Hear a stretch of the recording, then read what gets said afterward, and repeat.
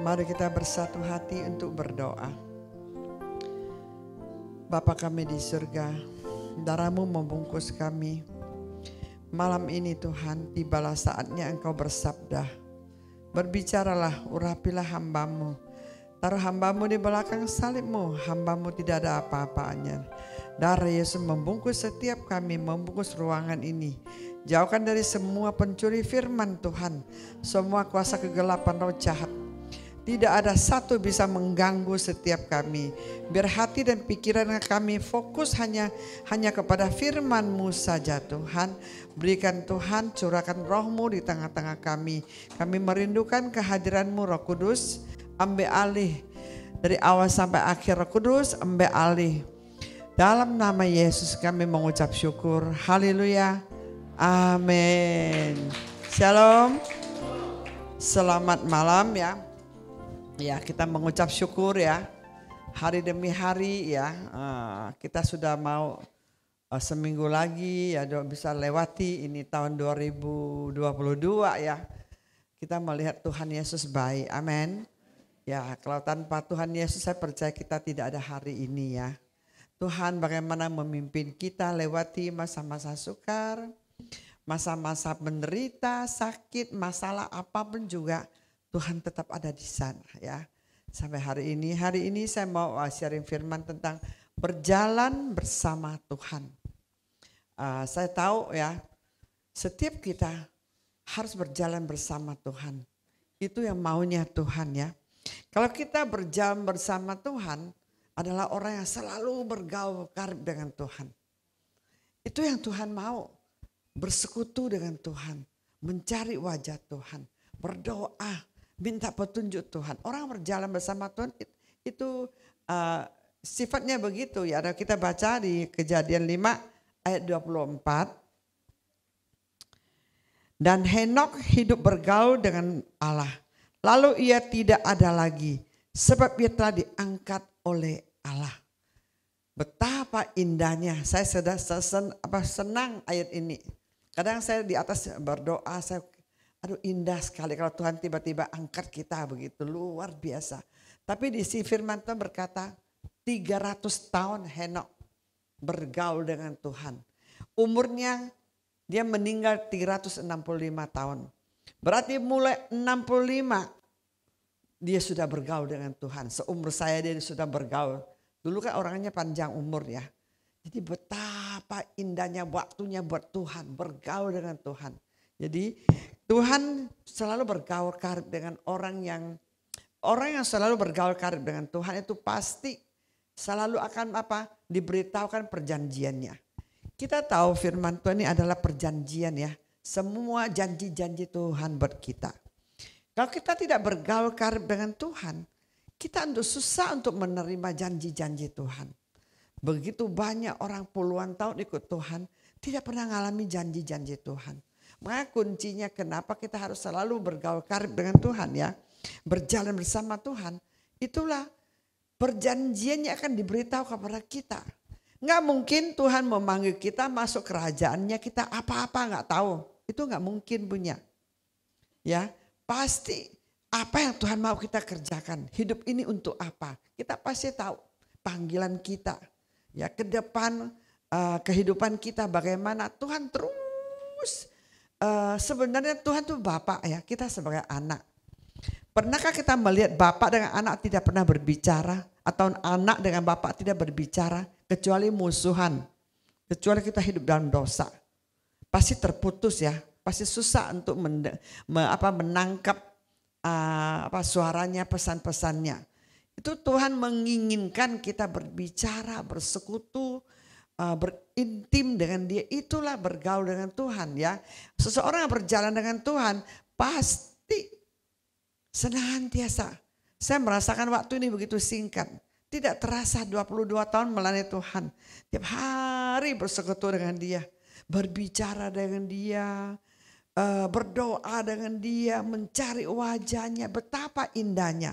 Itulah sebagai anak Tuhan. Itu ya, ini karakter ini harus dimiliki. Ya, kita nggak bisa katanya, oh saya butuh Tuhan baru cari Tuhan. Ya, Tuhan setiap saat, bukan setiap hari, setiap saat. Tujuannya Roh Kudus tinggal di dalam hati kita. Dia mau kita bangun hubungan intim, bersekutu, baru kita bisa berjalan dengan Tuhan. Makanya di dalam Yesaya berkata, pertajamkan telinga rohanimu setiap pagi. Tujuannya untuk tahu apa yang dia mau beritahu kepada kita. Kita dalam dunia ini kita begitu banyak masalah yang kita hadapi ya. Bukan cuma pelayanan, pekerjaan, keluarga, apa aja. Kita butuh Tuhan. Makanya kita perlu perlu berjalan dengan Tuhan. Seperti Musa katakan. Pada waktu Tuhan suruh Musa untuk pergi membawa orang Israel keluar dari Israel. Tuhan bilang, Musa berkata, kalau kau tidak memimpin aku, jangan suruh aku jalan. Dia gak mau bergerak. Kalau Tuhan sendiri tidak berjalan. Karena dia tahu tanpa Tuhan dia gak sanggup. Seorang mau memimpin 2 juta berjuta-juta orang dia mana sanggup. Tapi orang sekarang dia jalan dulu. Nanti baru cari Tuhan. Tuhannya di mana? Sudah kebentur, sudah ketemu tembok. Oh Tuhan di mana? Tolong Tuhan, tolong. Sekarang banyak orang yang begitu. Makanya kenapa susah untuk ngalamin Tuhan ya. Kita tahu sifat hati Tuhan. Kalau kita benar-benar selalu bergaul dengan Dia, intim dengan Dia, Dia selalu tidak pernah berhenti berbicara. Kalau kita sudah salah, Dia bisa ingatkan. Kalau kita sudah salah bersikap, kita langsung tegur ya. Dia tidak mau kita keluar dari jalurnya Dia. Itu Bapa kita. Seperti dengan anak kita, kalau kita salah kita mulai tegur. Tegur tidak dengar, kita mulai hajar. Begitu kira-kira sifat Bapa kita. Terus kita melihat ya, Hosea 14 ayat 10. Hosea 14 ayat 10. Siapa yang bijaksana biarlah ia memahami. Semuanya ini siapa yang paham biarlah ia mengetahuinya. Sebab jalan Tuhan adalah lurus dan orang benar menempuhnya. Tetapi pemberontak tergelincir di situ. Satu hal ini kita harus peroleh hati bijaksana. Hati bijaksana dia pasti akan bisa memahaminya. Ya, memahami sebenarnya Tuhan kita mau bagaimana. Sebenarnya masalah ini mau bagaimana, dia bisa kasih pemahaman kepada kita. Tapi kadang-kadang kenapa saya merasakan banyak orang salah paham ke Tuhan. Karena dia cari Tuhan, saya merasa dia cari Tuhan cari tangannya, bukan cari wajahnya. Ya, jadi dia selalu salah paham dengan Tuhan. Ada saya pernah ketemu. Bilang Tuhan baik, kenapa saya begitu menderita? Bilang Tuhan baik, kenapa saya bisa cerai? Hancur hidupnya. Kalau Tuhan baik, kenapa saya sakit-sakitan? Sebenarnya dia tidak memahami hati Tuhan. Bukan karena kita sakit, Tuhan gak ada di sana. Bukan karena kita susah menderita, Tuhan gak ada di sana. Tuhan tetap ada. Walaupun kita sakit, walaupun kita menderita, walaupun mungkin Tuhan izinkan kita cerai. Kadang kita cerai kan gak tahu, itu daging kita yang mau cerai. Atau mungkin ya kita tidak tahu, iblis bekerja makanya karena ada buka celah di antara kita. Ya kita tidak tahu, tapi ya tetap yang mereka selalu salah paham. Merasa Tuhan itu kok gak adil, kok saya begitu ya. Tuhan mau supaya semua apapun yang Tuhan izinkan terjadi, Tuhan mau kita benar-benar mau kita ngerti maksud Tuhan di balik masalah terjadi. Saya melihat begitu banyak saudara kita ya. Tuhan izinkan dia cerai, saya juga tidak tahu. Tapi memang dia gelap dan terang, tidak bersatu pun ya. Dia bilang, saya baru tahu. Kenapa Tuhan izinkan saya ceraikan suami ini? Suami yang tinggalkan dia lah. Oh anak saya bilang pantasan mami saya baru tahu. Karena Tuhan mau suruh mami buka gereja. Beli gereja katanya. Tuhan izinkan masalah terjadi. Makanya banyak hal yang sesuatu terjadi. Kita tidak boleh salah paham ke Tuhan. Kita terus tanya, minta petunjuk Tuhan. Kita harus tahu. Di sini berkata juga, sebab jalan Tuhan adalah lurus. Orang benar menempuhnya. Makanya ikut Tuhan harus lurus. Ya, kalau kita tidak lurus, ya di sini berkata, pemberontak tergelincir di situ. Pemberontak kan banyak tipe orang. Ya, makanya teman saya berkata, saya dulu sih berontak kepada Tuhan. Padahal udah tahu gelap dan terang gak boleh satu. Saya paksa, ngotot mau. Terang dan berarti kan jadi pemberontak kan, tergelincir kan. Itu memang firman tidak pernah salah. Makanya sesuatu yang terjadi tidak bisa salah paham kepada Tuhan. Harus kembali ke introspeksi diri. Kenapa ini masalah terjadi? Cari tahu dengan Tuhan dan pemberesan dengan Tuhan, minta ampun dengan Tuhan. Saya percaya pasti Tuhan bisa pulihkan. Amin. Makanya dalam hidup ini banyak hal terjadi. Orang selalu salah paham dengan Tuhan. Ya kasihan sekali ya. Kita tahu Tuhan adalah Bapa kita. Dia nggak mungkin ya menjahati kita. Tuhan kita nggak jahat. Kalau dia jahat, bagaimana tahu dia tidak jahat? Kalau dia jahat, kenapa dia harus mati di atas kayu salib untuk menebus dosa kita? Berarti dia begitu mengasihi kita. Ya, cuma banyak hal terjadi ya, banyak hal terjadi ya. Kita kadang-kadang ya, Tuhan izinkan ada maksudnya. Kita lihat Roma 8 ayat 28. Kita tahu sekarang Allah Tuhan turut bekerja dalam segala sesuatu ya. Untuk mendatangkan kebaikan bagi mereka yang mengasihi Dia, yaitu bagi mereka yang terpanggil sesuai rencana Allah.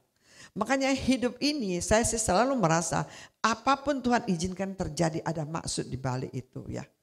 Ada maksud ya. Seperti saya, kenapa harus melewati lumpuh? Dulu saya selalu merasa Tuhan jahat. Tapi hari ini saya berkata Tuhan baik. Untung saya lumpuh. Makanya ikut Tuhan selalu ada untung. Amin. Tidak ada buntung. Amin. Selalu ada untung. Kalau kita ini bijaksana, pikiran kita benar, kita pasti merasakan Tuhan baik. Apapun terjadi dalam hidup kita. Sakit. Mungkin kita, ada orang Tuhan izinkan dia miskin, tahu gak? Kalau kaya, dia dagingnya begitu kuat. Dia pesta pora, dia pergi diskotik, main perempuan, mabuk-mabukan. Kalau orang miskin kan gak mungkin berbuat itu kan. Justru orang kaya baru bisa lakukan itu. Tapi pada waktu dia kaya, orang bilang, pikung nggak kelihatan batang hidungnya, hilang. Komsel hilang, ibadah juga hilang. Apapun doa malam lebih hilang lagi. Tapi pada waktu dia bangkrut, Tuhan izinkan dia bangkrut. Kuai lai jiao tang. Wah, dengan sangat baik sekali. Cari Tuhan, aku mau datang doa malam. Puji Tuhan. Ada orang yang begitu. Suatu hari, satu orang ibu-ibu. Dulu saya suami istri makan satu piring nasi berdua, makan manis, nikmat sekali. Tapi naik Vespa, tahu kan? Mobil Vespa itu, mobil kiko itu yang Vespa yang tua-tua itu. Dia bilang, miskin, satu piring bisa berdua makan. Wah, kerja setengah mati istrinya. Suatu hari suaminya udah kaya. Udah bisa beli mobil, udah bisa beli rumah. Wah, mulai tanduknya keluar, mulai merayap, mulai pelan-pelan hilang. Dia bilang, istrinya bilang, saya benar-benar enggak mau suami saya kaya. Lebih baik saya rela dia miskin. Bayangkan aja. Itu sih benar-benar loh. Bukan satu ibu yang bilang, udah beberapa teman. Kemarin teman saya punya menantu, dia kan juga baru cerai. Engji, saya benar-benar, saya doa dia biar bangkrut katanya. Bayangkan, istri doa suaminya bangkrut. Punya duit main perempuan, main janda katanya. Percuma melayani Tuhan. Istrinya cerita ke saya. Saya bilang, aduh sabar, nggak boleh. Udah nggak bisa lagi sabar Angji. Sudah bertahun-tahun, 10 tahun. Anaknya 20 tahun. Dia hampir 20 tahun tersiksa batin katanya. Tapi ya nggak tahu lah, ini dia yang keputusan, saya juga nggak tahu ya. Dia bilang, saya doakan dia bangkrut. Sudah bangkrut, bukannya lebih baik? Mahal lengket dengan janda itu katanya. Bagaimana saya nggak cerai katanya. Aduh, pokoknya kasihan banget, hancur-hancuran. Makanya saya kadang, Tuhan izinkan banyak hal terjadi ya. Tapi ya begitulah kehidupan.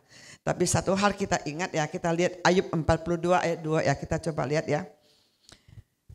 Aku tahu bahwa engkau sanggup melakukan segala perkara dan tak ada rencanamu yang gagal. Ini Ayub yang katakan. Kita tahu siapakah Ayub. Ayub seorang yang saleh, yang cinta Tuhan, yang begitu takut Tuhan. Tapi Tuhan izinkan. Dia dihancurin, diremukin.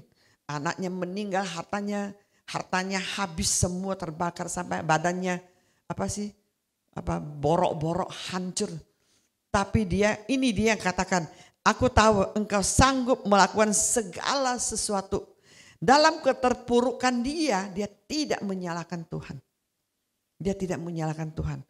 Kenapa dia bisa dipulihkan di dalam ayat 42 ini, dia juga kan banyak sekali Ayub, ada 42 pasal kan.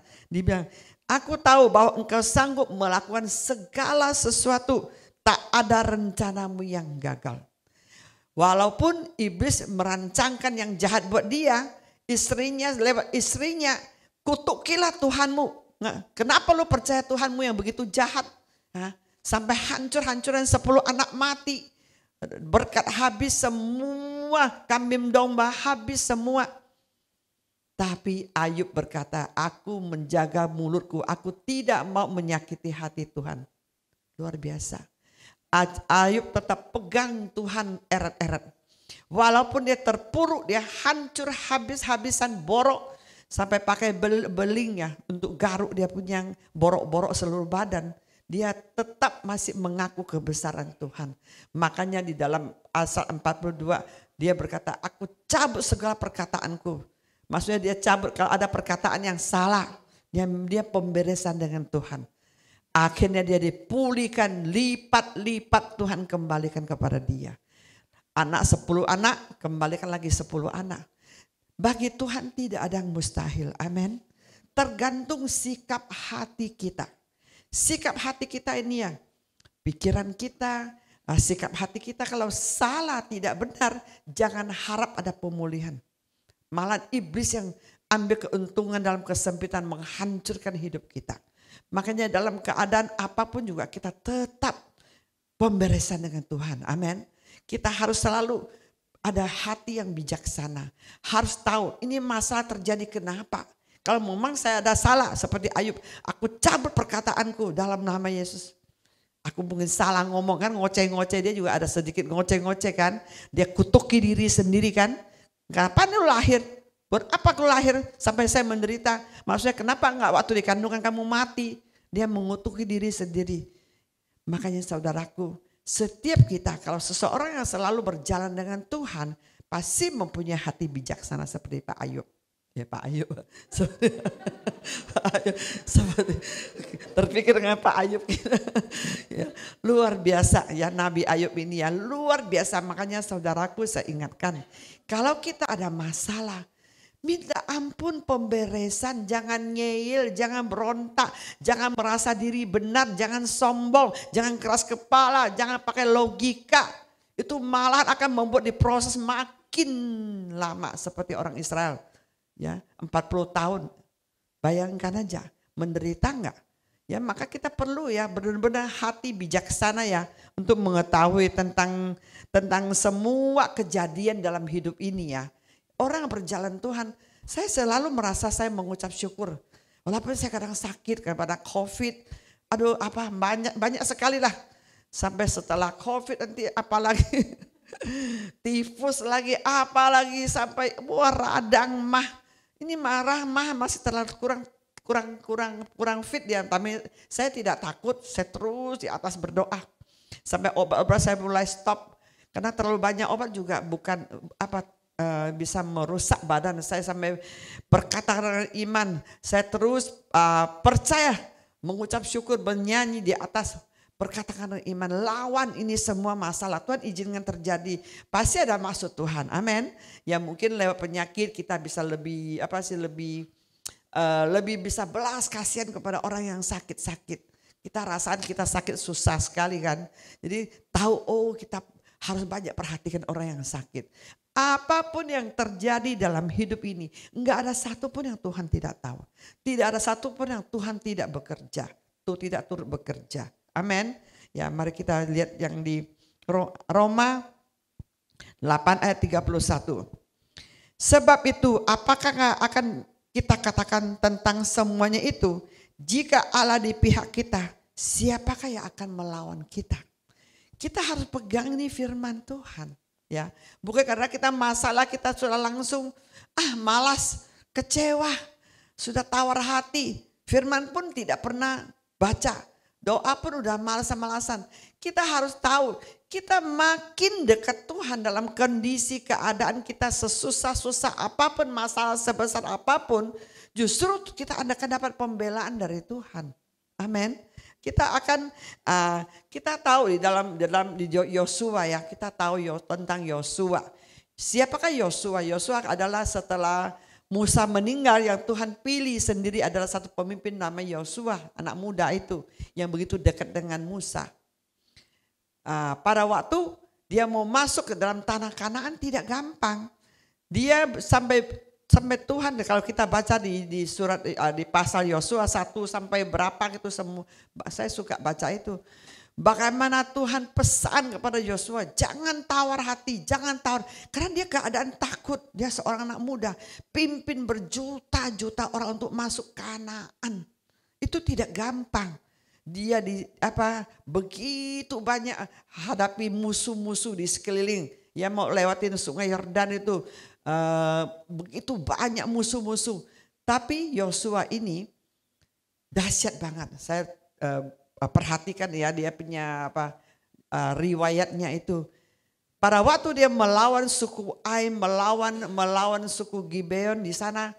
Pada waktu dia melawan bermalam-malam melawan dengan musuh-musuhnya, dia sampai minta matahari berhenti. Untuk supaya matahari jangan masuk. Kalau terbenam kan udah gelap. Mereka perangan susah. Tapi waktu dia minta matahari berhenti di mana di Gibeon ya. Dan bulan berhenti di mana di Ayalon. Di tempat itu bulan dan matahari berhenti supaya tidak gelap. Tuhan begitu dahsyat. Seumur katanya di Alkitab cuma nih Yosua yang bisa berhentikan matahari karena Tuhan membela dia, ya karena dia mau berperang dengan musuh-musuhnya sampai juga Tuhan dari surga lempar batu bunuh dia punya musuh-musuh. Dahsyat enggak? Makanya saudaraku, seseorang yang begitu dekat dengan Tuhan, yang mempunyai hati yang bijaksana, yang berjalan bersama Tuhan seperti hamba-hamba tokoh Alkitab. Saya melihat memang awalnya melihat mereka menderita. Seperti kita ini ikut Tuhan. Semuanya saya rasakan menderita itu adalah adalah kebiasaan lah sebagai murid Kristus ya. Kita pasti hidup menderita. Tapi lihat endingnya, lihat belakangnya. Makin tua makin bahagia, makin tua makin diberkati. Amin. Ya, itulah indahnya ikut Tuhan seperti Yosua. Dibela habis walaupun musuhnya begitu banyak. Dia mau perangin musuh-musuh untuk masuk ke tanah Kanaan, berebut tanah Kanaan itu. Dia hadapi berapa raja-raja itu, tapi Tuhan bisa membela dari surga, lempar batu, matiin itu orang-orang musuh-musuh dia. Sampai raja-rajanya dibunuh semua, 5 raja-raja. Makanya saudaraku, dalam hidup ini sebenarnya apa yang kita takutin? Kalau kita berjalan dengan Tuhan, kalau kita percaya dengan iman, selalu bergaul dengan Tuhan, selalu bersekutu dengan Tuhan. Saya percaya Tuhan tidak akan membiarkan kita dipermalukan oleh musuh kita. Amin. Tidak akan biarkan kita tergeletak. Janji-janji Tuhan. mesti kita pegang, harus kita percaya. Makanya seseorang bergaul karib dengan Tuhan itu pasti dia akan mengalami, pasti akan menerima janji-janji Tuhan. Makanya saudaraku, kalau kita sebagai orang Kristen, sebagai murid Kristus, kalau kita tidak pernah bergaul karib, tidak pernah berjalan dengan Tuhan, kita rugi, benar-benar rugi. Kita datang cari Tuhan, ada motivasi. Kita melayani dengan rutinitas. Tidak pernah ngalamin apa yang Tuhan mau. Mendengarkan apa pesan Tuhan dalam hidup kita. Panggilan kita apa. Untuk apa kita hidup. Ada yang sudah tahu, tapi dia enggak sungguh-sungguh melakukan buat Tuhan. Itu juga saya merasa kita akan mengalami rugi besar. Siapapun juga yang benar-benar bayar harga pikul salib untuk mencari Tuhan, melakukan pekerjaan Tuhan, melayani buat Tuhan. Saya melihat ya, Tuhan saya merasakan sampai hari ini Tuhan tidak pernah berutang. Amin. Tuhan benar-benar dahsyat Bapa kita. Dia Allah yang adil. Dia akan bela kita habis-habisan. Orang mungkin jahatin kita. Mungkin orang untuk menganiaya kita. Oh ada orang memang dipakai iblis untuk menghalangi kita. Ya dalam beberapa hari ini saya memang dapat pernyataan. Ya ada iblis yang mau menghalangi. Pertama saya lihat ada satu ular. Ini sih beberapa minggu yang lalu saya melihat ular tuh panjang sekali seperti ular tua gitu loh. Tapi kepalanya gepengnya. Dia mau kejar saya. Saya lihat dia datang, saya terintimidasi, saya takut. Saya takut, saya mau lari gitu. Tiba-tiba saya terbangun. Saya tahu ini ada iblis yang mau ganggu saya, mau terus mengacaukan saya. Saya udah perangin ya. Tadi pagi ya. Saya dapat penglihatan dengan jelas lagi. Saya melihat ada seorang ibu. Kita berdua satu mobil, bawa mobil gitu. Tapi dia yang setir, saya di samping dia. Dia bawa saya satu tempat gitu loh. Saya bilang kok jangan lama-lama, saya mau balik.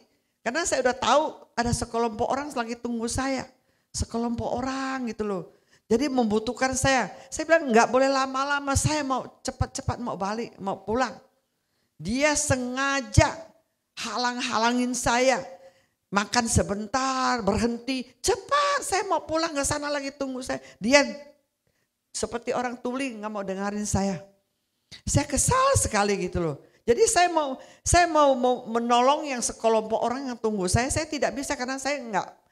Mobil itu bukan saya yang bawa, bukan di tangan saya. Dia yang pegang. Jadi dia yang terus menghalang-halangi saya.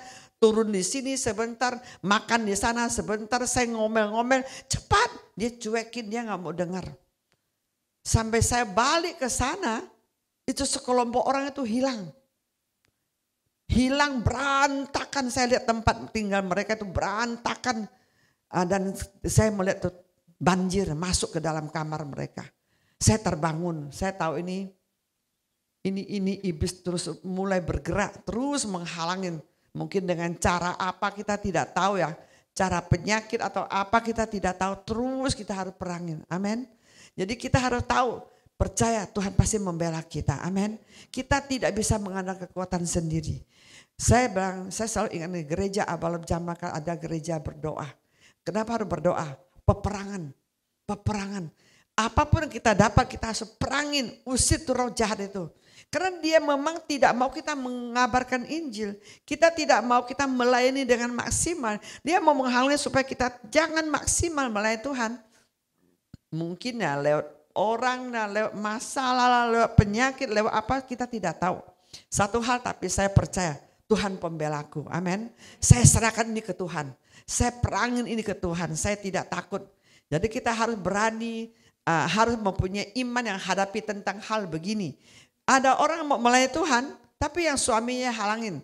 Ada istri yang mau melayani Tuhan, suami mau melayani Tuhan, istrinya halangin. Juga saya ketemu banyak. Makanya enggak maksimal, suaminya juga masih pada potensi banyak sekali. Tapi saya hanya bisa berdoa, saya cuma merasa sedih. Kenapa ini suami ini, kenapa tidak perangin untuk istrinya? Yang selalu menghalangi dia untuk melayani Tuhan. Kenapa dia tidak mempunyai iman untuk perangin sampai dia menang? Dia langsung seperti dibawa ke tiak istri, nggak bergerak. Kasihan banget. Jadi sangat kasihan.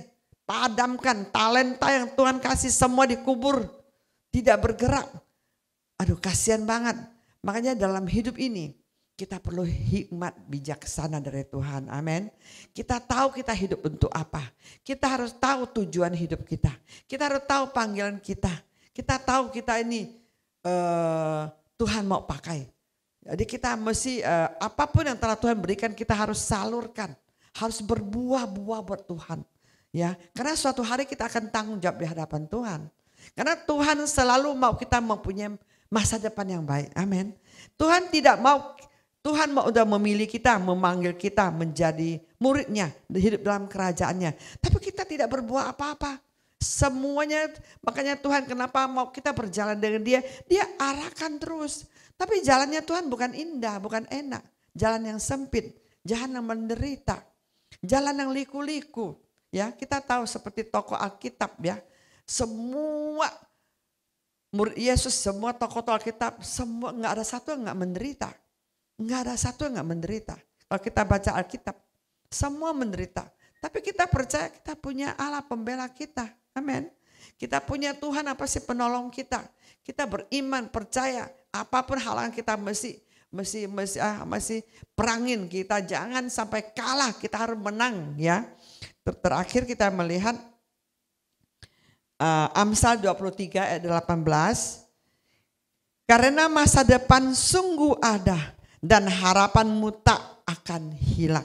Ya, kita tahu Tuhan selalu memberikan masa depan yang baik buat kita semua anak-anaknya. Ya.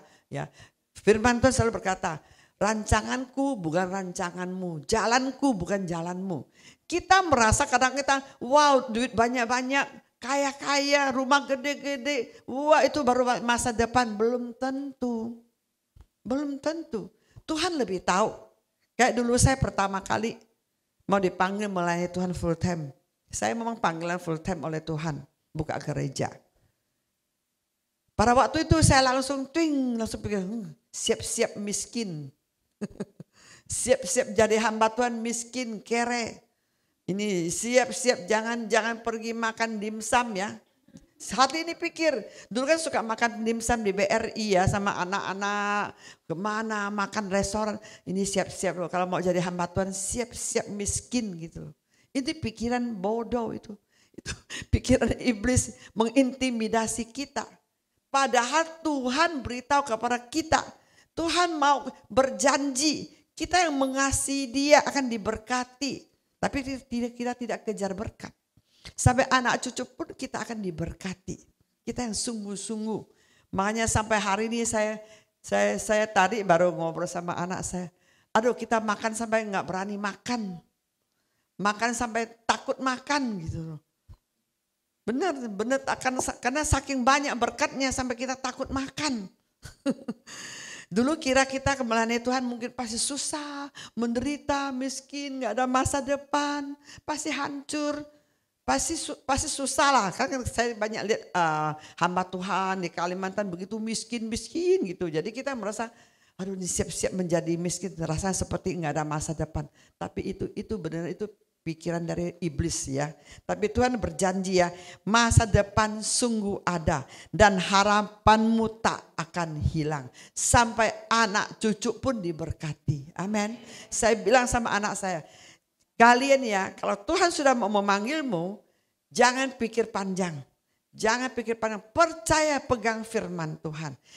Tapi panggilan sih kan banyak. Ada orang panggilan raja, panggilan pendeta, panggilan pengajar, panggilan penginjil, panggilan penatua, macam-macam ya. Setiap kita harus tahu panggilan kita apa. Jadi setiap kita kalau memang Tuhan memanggil kita, ya kita fokus lakukan buat Tuhan. Percaya Tuhan pasti akan membela kita. Amin. Pasti mempunyai masa depan. Jangan takut. Karena saya 22 tahun melayani Tuhan, saya tidak pernah kekurangan. Tadi saya baru bilang anak saya, dulu belum bekerja, dulu waktu bekerja di businessman gitu ya, bekerja. Tiap hari Senin saya paling takut. Kenapa? Takut nanti giro lewat. Giro lewat saya udah pusing gitu. Kan bayar giro kan banyak sekali kan. Tiap pusing. Ya sekarang saya tadi bilang sama anak saya, melayani Tuhan saya nggak pernah pusing. Saya serahkan ke Tuhan, saya bilang. Tiap hari enjoy, sukacita, nggak pusing giro, saya bilang. Jadi kita harus mengucap syukur kalau memang panggilan kita, Tuhan memanggil kita untuk segenap hati ya lakukan gitu ya. Saya mengucap syukur, saya percaya firman ini ya sungguh memberkati kita. Biarlah kita semua berjalan bersama Tuhan, tahu rencana Tuhan yang terindah buat setiap kita. Mari kita bersatu hati berdoa. Bapa, kami mengucap syukur Engkau baik, hari ini Engkau berbicara banyak Tuhan, memberkati umat-Mu, memberkati anak-anak-Mu di Abalep Jamlang KBC. Biar kami hidup berjalan bersama Tuhan. Kami tahu kami tidak sanggup, kami tahu kami tidak mampu. Hanya Roh Kudus yang selalu mengarahkan, memimpin kami kepada masa depan yang bahagia, masa depan yang ada, masa depan yang cerah. Kami mengucap syukur hidup ini kami milik-Mu Tuhan. Kami serahkan hidup kami seutuhnya ke dalam tangan-Mu. Roh Kudus ambil alih, pimpin setiap umat-Mu, hamba-Mu di Abalep Jamlang KBC.